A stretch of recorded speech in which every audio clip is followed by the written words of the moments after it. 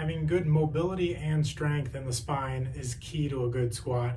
And oftentimes people view this position, which is spine extension, as being a painful or a harmful movement for the spine. But when you go down and do a squat, you need to maintain a relative position of that back bend. So in a prior video, we talked about how to open up the middle back. In this video, we're going to talk about how to open up the lower back in a way that feels good and doesn't compress your spine. So for this exercise, you're going to go face down on the ground or on a table and then push up into that movement, pulling the shoulder blades back and lifting through the chest. As you do that, as you reach up through it, the core needs to draw in and the hip should tuck under just slightly. If I just go back and I arch like that, it's going to feel compressed there. And that same feeling is going to happen as you drop down into a squat where it starts to load through the spine too much.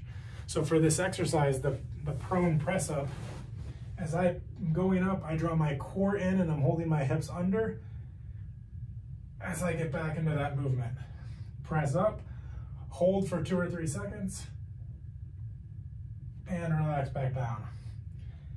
As I'm here, I'm trying to feel my middle back engage and work. I don't want compression in the lower back. The core needs to draw in, potentially even feeling a stretch across the hip flexors here. Now, if you can't do this movement without any compression in your back, then we might need to find a different place to start. Oftentimes, putting a small pillow underneath the hips can be a good variation to give you a little cushion or support.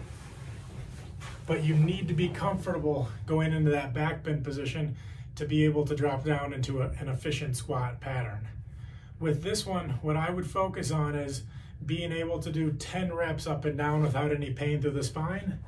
And then as a variation or progression, bring one leg out to the side and push up and do some repetitions there. As I push up with my right leg out, I get a little bit more of a stretch through the left oblique specifically. But that movement of being able to be upright in the squat, the low back needs to be able to hold that position. So when I'm down here, I need to have a relative degree of the core being able to support you in that back bend. So go practice your press ups and that'll help with your squat.